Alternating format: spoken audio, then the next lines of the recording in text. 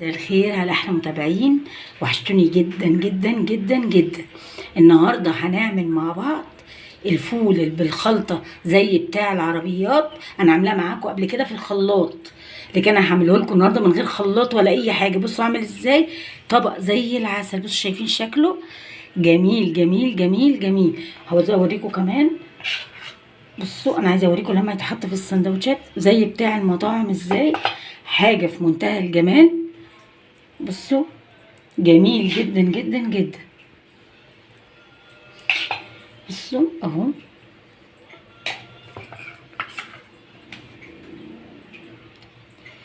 بصوا عامل ازاي، حاجه في منتهى الجمال. بصوا شكله ولونه جميل جميل جميل. هعمله لكم بكل خطواته وبكل تكاته. عايز اهم حاجه ما تنسونيش باللايك والاشتراك والدوس على زر الجرس عشان يوصلكم مني كل جديد. اهم حاجه اللايكات، اهم حاجه اللايكات. هنسمي الله ونصلي على رسول الله عليه افضل الصلاه والسلام، وهنبدا مع بعض طريقه الفول اللي بالخلطه الجميل ده. يلا بينا. هنعمل معاكم الفول اللي بالخلطه زي بتاع العربيات وسندوتشات المطاعم، حاجه جميله جدا جدا. على فكره انا عامله فول بالخلطه قبل كده في الخلاط، هسيب لكم اللينك في اول تعليق مثبت ان شاء الله في الفيديو ده. النهارده ده الفول اللي انا كنت عاملاه. بصوا جميله قد ايه، ولا اسود ولا اي حاجه. بصوا جميل ازاي، انا كنت عاملاه معاكم وموجود عندكم في القناه. ومعايا طحينه انا مدرباها مخففاها ومن غير اي حاجه اي اضافات عليها. ومعايا البهارات بقى، معلقه صغيره ملح، معلقه صغيره فلفل اسمر، معلقه صغيره كزبره، معلقه ونص كمون عشان الفول ده بيحب الكمون. ومعايا طماطم وفلفل متقطعين، ومعايا ليمونه، ومعايا وهحط خل. هوريكم انا دلوقتي هعمل الفول زي بتاع المطاعم ازاي. هنجيب اول حاجه نقول بسم الله الرحمن الرحيم. هنجيب حله كده وهنحط فيها، وهنحط الطحينه بتاعتنا اهو، وهنحط البهارات بتاعتنا. بصوا اهي شايفين اهو، وهنحط الليمونه. خلاص اهو عصرت الليمونه. وهنحط فصين توم مهروسين اهو. وهنحط يعني بتاع 3 معالق كبار خل كده.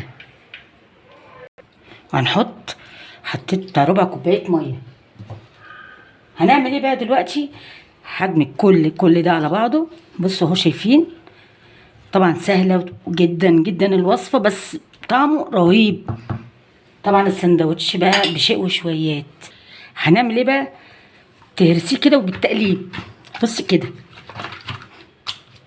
بالتقليب المستمر كده. بصوا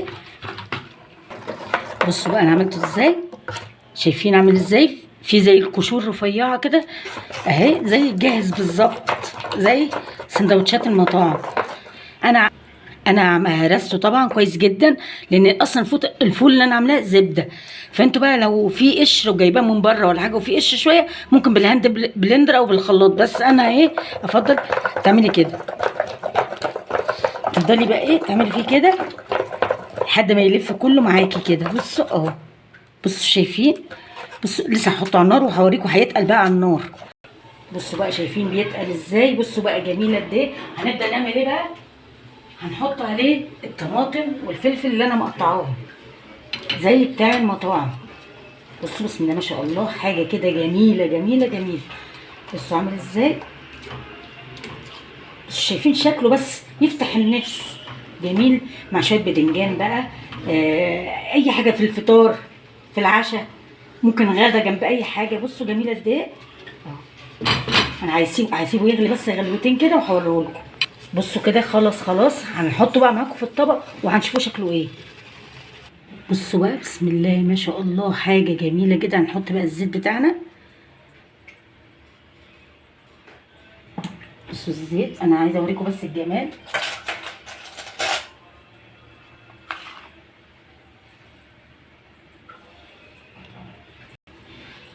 بصوا بقى الطبق بسم الله ما شاء الله، حاجه في منتهى الجمال، واحلى من فول المطاعم كمان. جميل جميل جميل، واحلى من فول العربيات في منتهى الجمال. بصوا اللي وصلتوا لحد هنا، اهم حاجه اللايك، اهم حاجه اللايك.